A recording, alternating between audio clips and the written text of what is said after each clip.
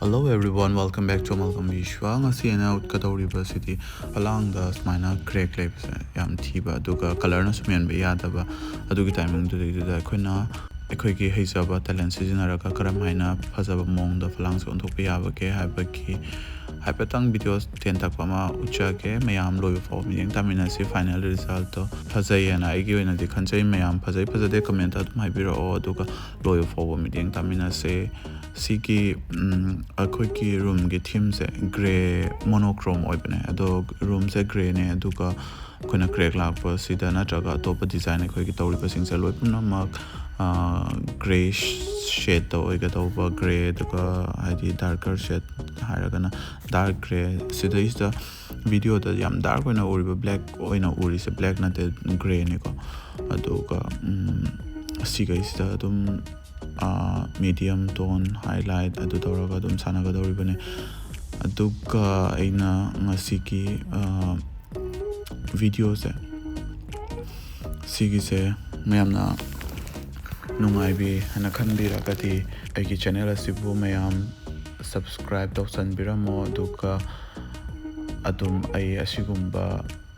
art ki oiba videos adum thagacharake haidi ai se adum multi task oina adum tawe freelance oina leijabanina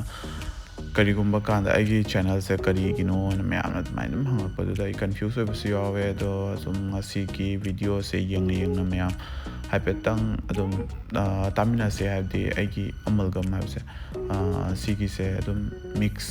oibane haibadi pot macha mayamna punsilaga oiba ma oiba maramna aigi di adum jagoi gi so adum yara ne dei acting gi so adum yare khara aduga koi yekpa gi khotpa gi saba gi crafts work adum ba adum loi punama adum yara ne deituna mayamna aigi channel sida particular amakhtang aspect of bidana aina adum ngamjaba adum mayam gi mafamda adum thagacharake yenganjarake adum mayam adum mideng tamina se aduga phajade semdok piningba daidi matungda ina tawhaningdabana chingba to comment section da adum mayam pauta koina pina biramo ai adum taramno okche loina na matung tarak pai gi video singda adum semdok chana ba tanja adu lojake aduga ngasi gi se samaina ai se hojek sigi se commercial work oina chatpane aduga mayamna su mayam gi room gumba singda interior design sumaina owning ba sigi city monochrome ore aduga to colorful oiba su tawba ya aduga chingba tawning ba leiraga so adum contact tobirakpa yagani aigi channel da aigi contact number adum yawbane adudagi aingonda contact tobirakpa yagani aidi hosik ki oina di all india tour tawsaribane aigi hosik thabak sina goa da tawre goa na taba to palam singda so adum chatle aduga sigi se hosik tawriba se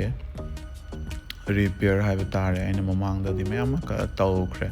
aduga hojik se amuk sige moi ki faklang ki keno ki texture se sidista smaina crack kumba kai kumba khara lakpa gi kamaina mention bi yaga ta ki hado koina ko thadara kanda smaina dum color na kai kana haidi cement taraga moina tawba matamda dum texture thoga leire yadraba aduituna hojik se si oina tawre aduna atopa mithung amna changakpa kanda so dum phajana urani plus hojiki akaiba khotpa do kai mata khangaroi aduga ona tena bada phajaba oina onthone aduga siki black and white sing se adum phajai adubu kanagumba khatang kaino tawbu khalba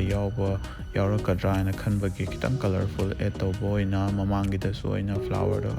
atang slide aibati loina monochrome chatpana yam ka henba color di tawbu yaro aduduna cool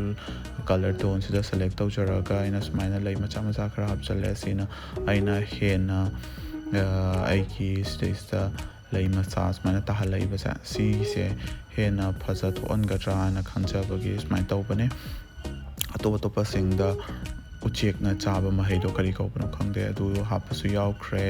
aduga topa lei makhan chabun satpa lei mem hapasu yaure aduga hojikisna loiraba na khalla kanda yenguba kanda somda krek macha amu su leirame adu duna khudakta adum ꯂꯣꯏꯁꯟꯗ꯭ꯔꯤꯉꯩꯁꯤꯗ ꯁꯠ ꯑꯗꯨꯝ ꯃꯇꯦꯛ ꯑꯃꯒ ꯑꯃꯨꯛ ꯍꯥꯞꯆꯜꯂꯦ ꯁꯤꯒꯤꯁꯦ ꯑꯩ ꯑꯍꯥꯟꯕꯗ ꯎꯍꯧꯗꯕ ꯄꯣꯠ ꯑꯃꯅꯦꯕꯀꯣ ꯍꯥꯏꯗꯤ ꯑꯩꯅ ꯚꯥꯞ ꯑꯣꯏꯗꯕ ꯑꯗꯨꯒ ꯁꯤꯒꯤꯁꯤꯁꯨ ꯑꯃꯨꯛ ꯁꯨꯃꯥꯏꯅ ꯍꯥꯞꯆꯜꯂꯦ ꯑꯗꯣ ꯍꯥꯞꯄꯕꯅꯤꯅ ꯁꯤꯗꯩꯁꯤꯗꯁꯨ ꯐꯤꯅꯤꯁꯤꯡ ꯆꯞ ꯃꯥꯟꯅꯅ ꯐꯖꯅꯕ ꯇꯧꯔꯅꯤ ꯑꯗꯨꯒ ꯂꯩꯁꯤꯡꯁꯦ ꯁꯤꯗꯁꯨ ꯁꯥꯠꯍꯟꯒꯗꯧꯔꯤꯕꯅꯦ ꯃꯌꯥꯝ ꯐꯥꯏꯅꯦꯜ ꯂꯨꯛꯇꯣ ꯀꯃꯥꯏꯅ ꯇꯧꯒꯦꯗꯣ ꯑꯗꯨꯝ ꯌꯦꯡꯍꯟꯖꯔꯛꯀꯦ ꯑꯗꯨꯅ ꯚꯤꯗꯤꯑꯣꯁꯦ ꯂꯣꯏꯕ ꯐꯥꯎꯕ ꯃꯤꯠꯌꯦꯡ ꯇꯥꯕꯤꯌꯨ ꯑꯗꯨꯒ ꯑꯇꯣꯞꯄ ꯁꯣꯁꯤꯌꯦꯜ ꯃꯦꯗꯤꯌꯥꯗ ꯍꯥꯏꯔꯒꯗꯤ ꯌꯨꯇ꯭ꯌꯨꯕ ꯈꯛꯇ ꯅꯠꯇꯅ ꯏꯟꯁꯇꯥꯒ꯭ꯔꯥꯝ ꯅꯠꯇ꯭ꯔꯒ ꯐꯦꯁꯕꯨꯛꯇꯁꯨ ꯁꯦꯝ ꯑꯩꯒꯤ ꯍꯧꯖꯤꯛ ꯂꯩꯔꯤꯕ ꯑꯃꯜꯒꯝ ꯕꯤꯁ꯭ꯋꯥ ꯍꯥꯏꯔꯤꯕ ꯃꯤꯡ ꯑꯁꯤꯗ ꯑꯗꯨꯝ ꯃꯌꯥꯝꯅ ꯁꯔꯆ ꯇꯧꯕꯤꯔꯀꯥꯟꯗ ꯑꯗꯨꯝ ꯐꯪꯕꯤꯒꯅꯤ ꯑꯗꯨꯅ ꯑꯗꯨꯝ ꯁꯤꯗꯩꯁꯤꯗꯒꯤ ꯇꯣꯉꯥꯟꯕ ꯑꯗꯨꯝ ꯁꯣꯔꯠꯁ ꯅꯠꯇ꯭ꯔꯒ ꯈꯨꯗꯛꯀꯤ ꯑꯗꯨꯝ ꯊꯥꯒꯠꯆꯩ ꯑꯗꯨꯅ ꯍꯧꯖꯤꯛ ꯐꯥꯎꯕ ꯐꯣꯂꯣ ꯇꯧꯕꯤꯗ꯭ꯔꯤꯕꯁꯤꯡꯅ ꯏꯟꯁꯇꯥꯒ꯭ꯔꯥꯝꯗꯁꯨ ꯑꯗꯨꯝ ꯐꯣꯂꯣ ꯇꯧꯁꯟꯕꯤꯔꯝꯃꯣ ꯑꯗꯨꯒ ꯍꯥꯏꯐꯦꯠ ꯆꯥꯎꯔꯥꯛꯄ ꯑꯂꯣꯏꯕꯒꯤ ꯂꯨꯛ ꯍꯥꯏꯔꯒꯗꯤ ꯁꯨꯃꯥꯏꯅ ꯑꯣꯏꯔꯛꯑꯅꯤ ꯁꯤꯒꯤꯁꯦ